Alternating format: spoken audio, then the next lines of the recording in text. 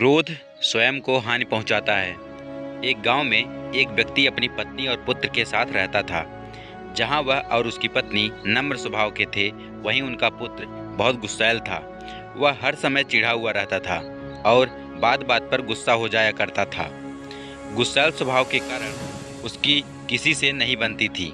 आए दिन उसका आस पड़ोस के लोगों से झगड़ा होता रहता था।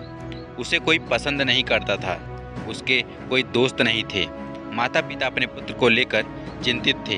वे चाहते थे कि उसके स्वभाव में परिवर्तन आ जाए, लेकिन लाख समझाने पर भी उसका गुस्सा जस का तस रहा। एक दिन गांव में एक सन्यासी का आगमन हुआ। वह विचित्र तरीकों से लोगों के जीवन में सकारात्मक परिवर्तन लाने के लिए लोकप्रिय थे। जब माता पिता ने उनके बारे में सुना तो अपने पुत्र को लेकर उनके पास पहुँचे और बोले, बाबा, ये हमारा पुत्र है। समस्या ये है कि इसे गुस्सा बहुत आता है। गुस्से पर इसका कोई नियंत्रण नहीं है। ये हर किसी से लड़ पड़ता है। हमारे समझाने का भी इस पर कोई असर नहीं होता। आप कुछ ऐसा करें कि ये गुस्सा करना छोड़ दे। सन्यासी ने कहा, ऐसा करो, आप अपने पुत्र को आज दिन भर के लिए मेरे पास छोड़ जाओ। माता पिता ने वैसा ही किया। वे अपने पुत्र को सन्यासी के पास छोड़कर घर चले गए। सन्यासी ने लड़के से कहा, पुत्र, मैं तुम्हें एक काम देता हूँ, क्या तुम वह करोगे? लड़का भी अपने गुस्से से परेशान था और चाहता था कि उसकी यह आदत छूट जाए। वह बोला, यदि आपके दिए काम से मेरे गुस्सा करने की आदत छूट जाएगी तो जरूर करूँगा।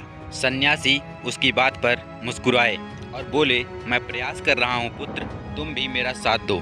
जाओ, चिकनी मिट्टी के 2 ढेर तैयार करो। लड़के ने वैसा ही किया। तब सन्यासी ने कहा, अब इस मिट्टी से 2 दिल तैयार करो। लड़के को यह काम कुछ अजीब लगा, लेकिन वह सन्यासी की बात मानकर मिट्टी से 2 दिल तैयार करने लगा। दिल बनाते समय कई बार उसके मन में कई बार झुंझलाहट आई।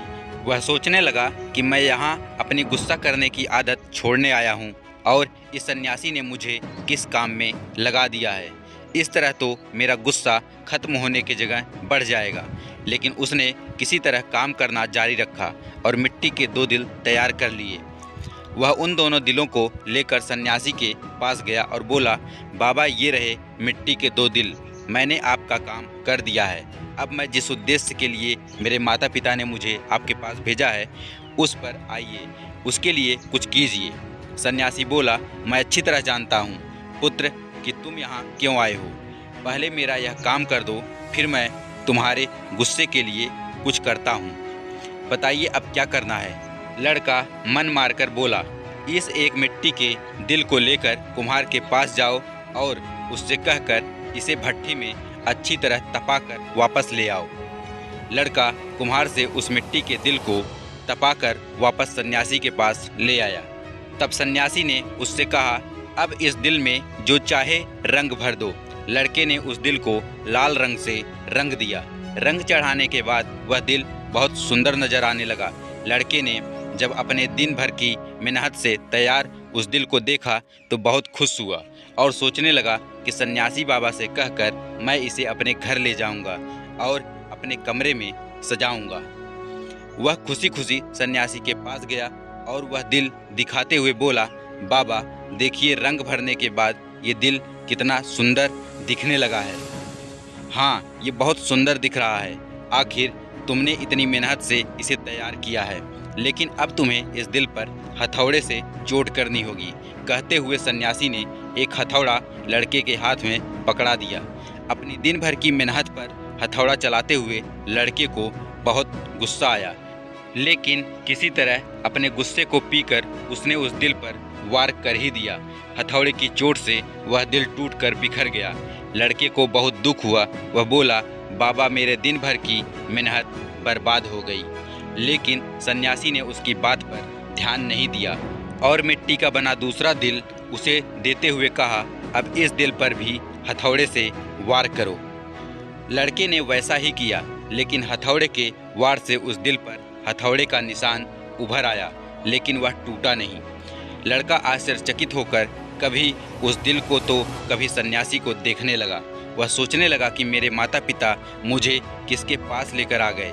ये सन्यासी बाबा तो मुझे पागल लगते हैं। वह बोला, मेरा पूरा दिन यहाँ बेकार के काम में चला गया। अब मैं यहाँ एक क्षण भी नहीं रुकने वाला, मैं जा रहा हूँ। ठहरो, सन्यासी ने उसे रोका। आज दिन भर तुमने जो काम किया उसका वास्तविक अर्थ तो समझते जाओ। लड़का ठिठक गया। सन्यासी उसे समझाते हुए कहने लगे, पुत्र, जिस मिट्टी के दिल पर तुम काम कर रहे थे वह वास्तविक दिल का एक क्षय रूप था। जैसे तुम मिट्टी के दिल को आग की गर्मी में तपाया, वैसे ही अपने दिल को भी क्रोध की भट्टी में तपाते हो। तुम्हें ऐसा लगता है कि इस तरह तुम इस दुनिया के सामने मजबूती से खड़े हो, लेकिन ऐसा नहीं है। जीवन रूपी हथौड़े का एक वार भी तुम्हारा कठोर हो चुका दिल झेल नहीं पाएगा और चकनाचूर हो जाएगा। ऐसे में तुम संभल नहीं पाओगे।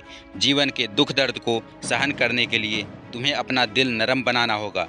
तब जब भी उस पर कोई दुख आएगा, उस पर कुछ समय के लिए असर जरूर होगा, लेकिन वह टूटेगा नहीं, बल्कि कुछ ही दिनों में संभल जाएगा। क्रोध जितना नुकसान दूसरों का करता है, उससे कहीं अधिक तुम्हारा स्वयं का करता है। इसलिए क्रोध करना छोड़ दो। अपने दिल में प्रेम और क्षमा को स्थान दो, उसे विनम्र बनाओ।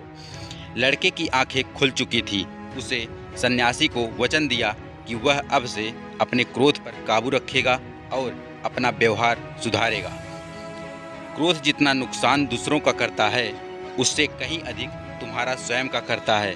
इसलिए क्रोध करना छोड़ दो। अपने दिल में प्रेम और क्षमा को स्थान दो, उसे विनम्र बनाओ।